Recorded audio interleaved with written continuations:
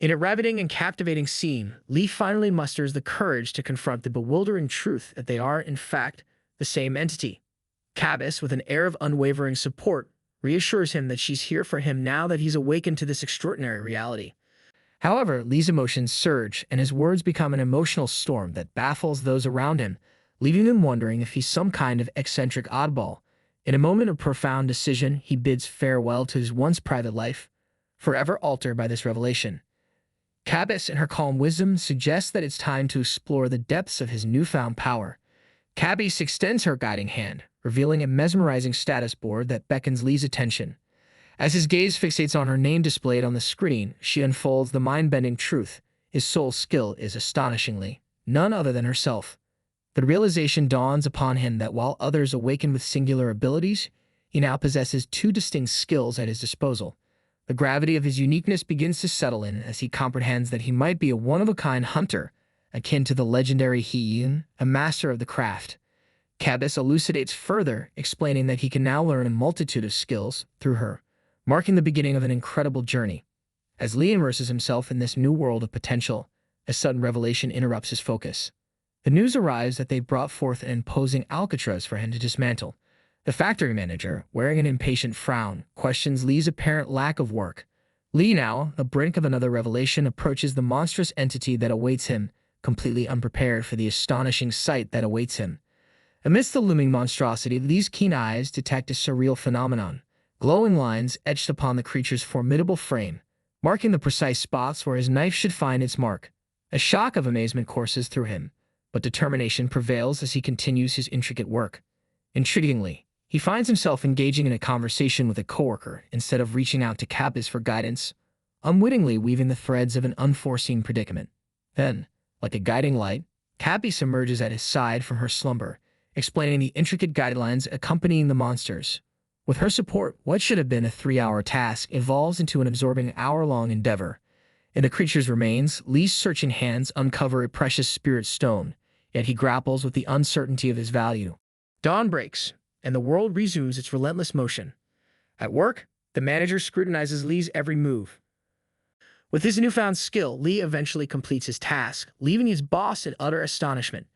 It's a moment that defies expectations, as the manager had anticipated his surrender, not his triumph. As Lee prepares to depart, the manager approaches him in disbelief, struggling to fathom that he's truly met the day's quota. Lee, now granted some precious free time, seizes the opportunity to explore the enigmatic Alcatraz in solitude. Returning home, the echoes of accomplishment soon fade into a jarring reality. A message from a relentless debt collector arrives, demanding immediate payment. Lee's turbulent day takes yet another unexpected turn when his neighbor, exasperated by the commotion, confronts him, lamenting the impending failure of her exam due to his disruptive presence. As the evening shadows stretch long and weary, Lee feels the inexorable pull of sleep tugging at his consciousness. Meanwhile, the girl returns to her own abode, her heart heavy with the unfulfilled dream of attending college in the real world. Restless and unable to surrender slumber's embrace, Lee reaches out to Cabus through the ether, his voice a fragile thread of longing in the night. An urgent question trembles on his lips. Can he harness his mana independently, like the seasoned hunters?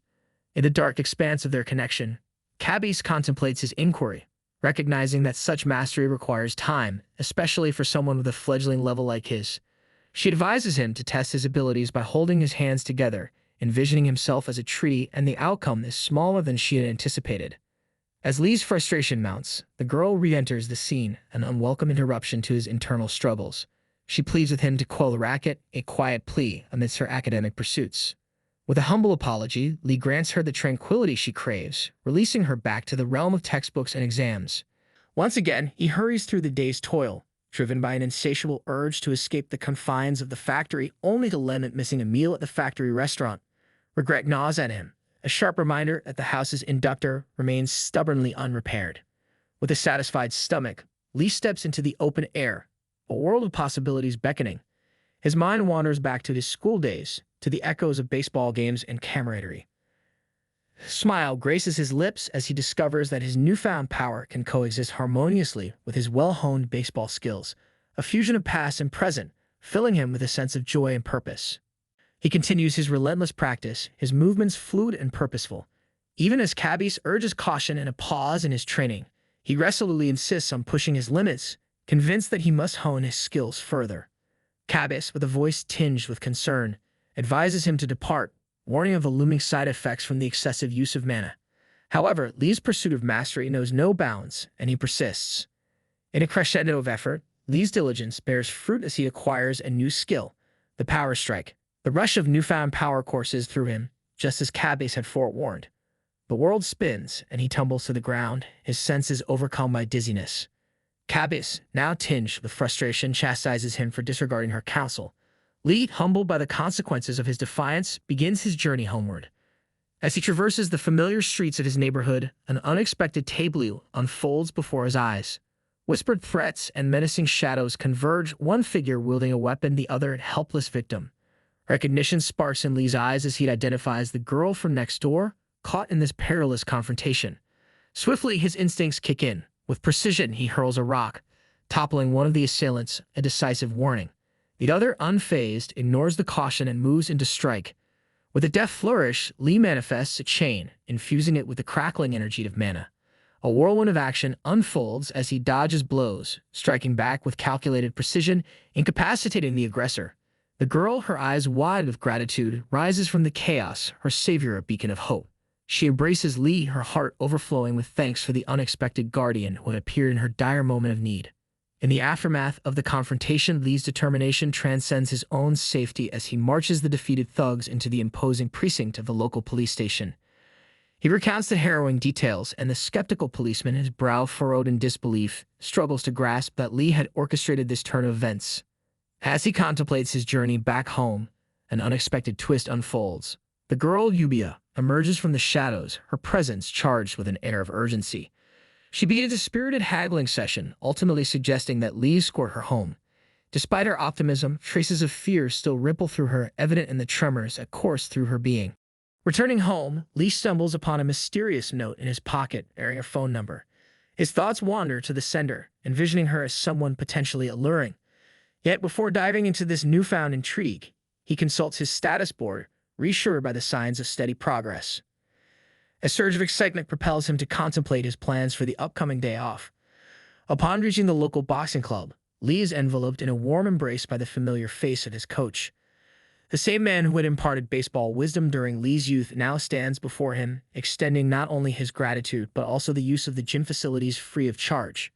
Grateful for the coach's unwavering support, Lee resolves to return the favor by ensuring the gym is spotless before his departure. As the gym's floors gleam with newfound luster, Lee's thoughts turn somber. The relentless stream of text messages from the persistent debt collector gnaws at him, but he chooses to ignore the pestering reminders. Determinedly, he sets off for the university hospital, anxious to check on his father's condition.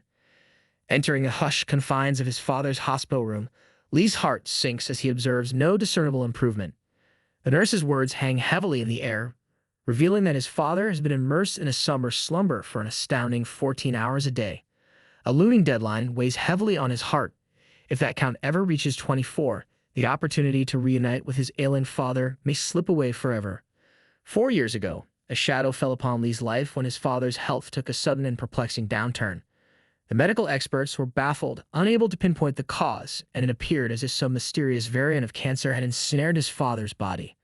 Since that fateful day, his father had been ensnared in an unending cycle of treatments and uncertainty. As Lee prepares to leave the hospital, the nurse drops a bombshell: magical therapy, an innovative medical approach that harnesses the unique skills of awakened individuals, could hold the key to his father's salvation. With a determined nod, Lee resolves to explore this avenue, yet he can't shake the feeling that he's burdening the dedicated nurse who has cared for his father for over 4 grueling years. Back home, frustration courses through him like an electric current, and he vents his exasperation on his uncooperative computer, a swift kick temporarily restoring functionality. Without delay, he dials Cabis, the repository of his newfound knowledge, and delves into research on cancer healing through awakened abilities. Cabis, in her patient wisdom, imparts the sobering truth: such a skill requires specific conditions, entailing a journey of leveling up and growth. In his pursuit of employment, Lee stumbles upon a bizarre sight. Cabis, an entity of immense power, succumbs to an unexpected and irrational fear: an army of common cockroaches. The night passes, and with the dawn comes a ringing bell, a mysterious offering left at his doorstep, a carton of banana milk and a note from Yubi, a gesture that reignites hope. With determination in his heart, Lee faces his employer, poised to embark on another mission alongside seasoned hunters. A word of caution echoes in his ears, a reminder to handle the weapons with care this time, after having inadvertently damaged them on a previous mission. As they journey to Gangwon-do near the DMZ, Lee stands shoulder to shoulder with his companions, resolved to excel this time, knowing that he must rise to the occasion and make a difference in the face of the unknown challenges that lie ahead. Under the vast expanse of the open field, their communication signal begins to falter and fracture, a victim of the enigmatic radio disturbance that haunts the remote location. As the interference intensifies, the group takes action, swiftly establishing a makeshift camp, battening down the hatches in preparation for their mission. A seasoned voice pierces the uncertainty as the man in charge declares their quarry for the day, a wild pack of relentless dogs. It dawns upon Lee that the manager possesses an uncanny gift for vivid descriptions, setting the stage for their impending hunt. With a wary eye, Lee takes note of the familiar faces among the hunters, the perpetually lackadaisical ones who've often stirred skepticism in him. He hopes against hope that today won't be marred by their usual mishaps. As the flater ignites the sky, an ominous shift in the atmosphere is palpable. The monsters lurking in the shadows detect the signal, and their menacing anticipation swells. With measured command, the manager directs supporters to unleash a volley of bullets, a prelude to the hunter's onslaught. As the first assailant takes down one of the dogs, another lunges forth in a vengeful frenzy. Swift and decisive, the tank among them intervenes, vanquishing the threat in a blaze of gunfire. Yet, an unsettling feeling grips the hunters. They sense something amiss. The battle concludes far too swiftly for comfort, and Lee can't help but wonder if he might be the missing piece of the puzzle. In the absence of any suspicion, he surreptitiously infuses his mana into the bullet rounds, all the while gaining precious experience. As he scrutinizes his newfound levels, a sense of assurance washes over him. The path ahead appears brighter, and he feels ready to face the challenges that lie in wait. Amidst the chaos of battle, the entire squad engages in a relentless struggle, hunters and porters alike. The porters, tasked with the grim duty of dissecting the fallen monsters, find themselves overwhelmed as the hunters' lightning-fast precision leaves them struggling to keep up. As the battle's tumultuous crescendo finally subsides, respite descends upon the weary company, Lee included. It becomes painfully evident that the porters, drained of energy, have borne the brunt of the burden, their strength sapped by the hunters' unrelenting efficiency. Lee can't help but empathize with their plight, even as he watches his own abilities burgeon, leveling up in the process. Engaging the manager in conversation about the mysterious mana count of the monsters, Lee decides to take a risk. He cautiously infuses mana into the device, and to their astonishment, it springs to life. The manager's startled reaction mirrors Lee's own trepidation, but the results are undeniable. As the world takes on a sharper, more vivid hue, Lee discovers a newfound ability to discern subtleties, even capturing spoken words as subtitles in his field of vision. As the mission concludes, the porters, battered and beleaguered, voice their grievances, feeling they've been pushed to their limits. Lee bears the weight of their discontent, acutely aware of his role in their exhaustion. Upon visiting the hospital to check on his father's condition, a disheartening conversation with the doctor casts a shadow over Lee's heart. Yet, as he turns to leave, he finds his father, a silent sentinel of patience, waiting with the promise of a conversation that could change everything. In the quiet confines of the hospital room, Lee and his father engage in a conversation that holds the potential to reshape their lives. An unspoken bond between them, an unbreakable connection, is about to unlock a power previously untapped. In a moment of profound determination, Lee channels mana into his father's body, and a profound transformation takes place. He awakens a skill of healing, a beacon of hope in the darkest hour. Eager to harness this newfound ability, Lee reaches out to Kabis, his guide in this extraordinary journey. Hope swells in his heart, believing that he might wield the power to heal his father's affliction. However, Kabis, with her innate wisdom, understands the complexities that lie ahead. While daunting, she assures him that healing his father is not an impossible feat. In the hospital's waiting room, a sinister presence loom. The thugs who persistently demanded money from Lee cross his path once more. Wisely choosing to avoid a confrontation within the hospital's walls, Lee escorts them outside. However, away from prying eyes, the situation takes a dark turn. In a secluded, desolate spot, the thugs attempt to extract more money from him. Lee contemplates resistance, but finds himself shackled by fear and uncertainty. They issue a chilling ultimatum, demanding prompt payment and suggesting that he register as a hunter, a path that could change his destiny in more ways than one. With the ticking clock of preparation ever present in his mind, Lee dives headfirst into the world of gear procurement. Aware of the need for discretion, he ventures into the murky waters of the black market, fully aware that secrecy is his only ally in this high-stakes game. As he peruses the array of equipment on offer, a chilling reality sets in. The price of a coveted bow, quoted by a wizened old merchant, threatens to deplete his funds, leaving him with little more than empty pockets and hunger pangs. But the allure of the weapon proves irresistible, and he parts with his hard-earned money, an investment in his survival. Unyielding in his determination, Lee proceeds to a vendor specializing in knives, a chilling sense of purpose in his eyes. Here, a transaction unfolds that's nothing short of extravagant. An old man, shrewd and seasoned, supplies him with a knuckle knife, a weapon of lethal efficiency, cementing Lee's resolve. However, the black market isn't without its risks. Soon enough, the old man falls prey to the long arm of the law, apprehended for peddling illegal weaponry. Despite the looming danger, Lee takes another audacious step, renting an RV fully aware of the immense gamble it entails. Then, in a twist that even surprises Lee himself, he reaches out to his manager, a decision laden with intrigue and uncertainty, setting the stage for a new chapter in his extraordinary journey. Tensions simmer in the workplace as Lee confronts his manager, a tempest of anger brewing within the boss. Frustration ignites like a wildfire, and this time the manager makes a bold move, attempting to seize Lee in his clutches.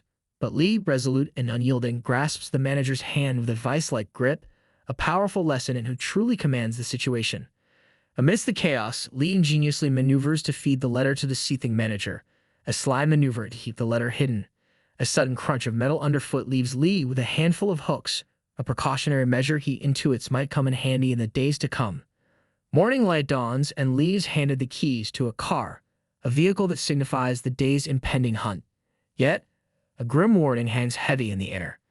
The man who hands him the keys cautions Lee about the exorbitant fees he'll incur if he dares to exceed the allotted 24-hour time frame. As he navigates the precarious terrain, Lee encounters an unexpected obstacle in the form of the military presence.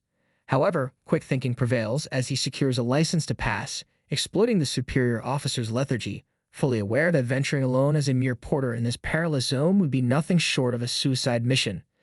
In the heart of the untamed forest, Lee takes a deliberate pause to recalibrate his acquired skills, judiciously redistributing his points for optimal efficiency.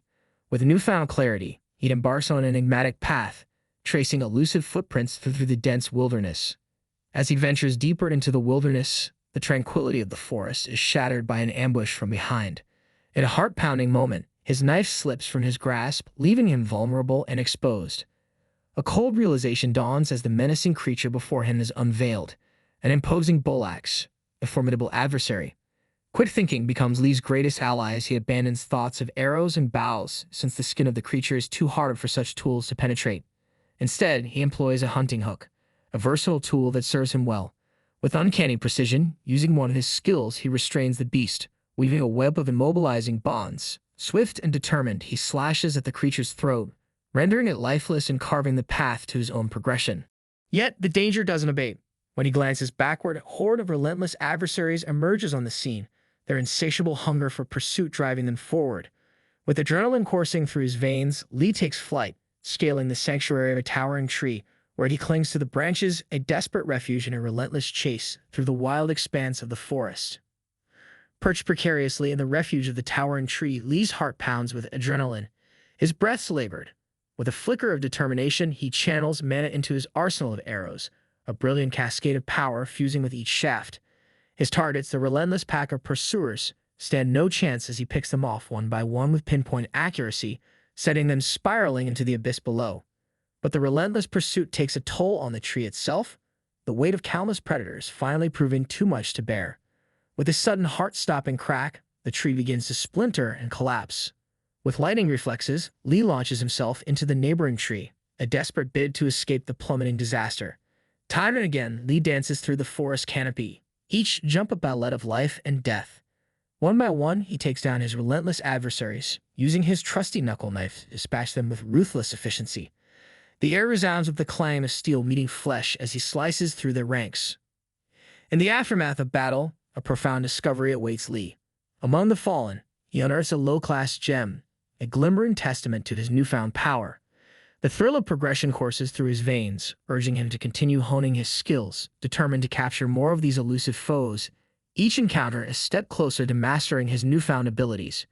Having triumphed over numerous adversaries, Lee's relentless pursuit has yielded a glittering bounty of mana stones. With each acquisition, he finally reaches level 8, and his mana reserve swells to the status of rank E, a testament to his growing prowess in the mystical arts. The newfound energy courses through him, electrifying his very essence. As thoughts turn homeward, the vigilant checkpoint attendant raises an eyebrow at the magnitude of Balax's Lee has vanquished.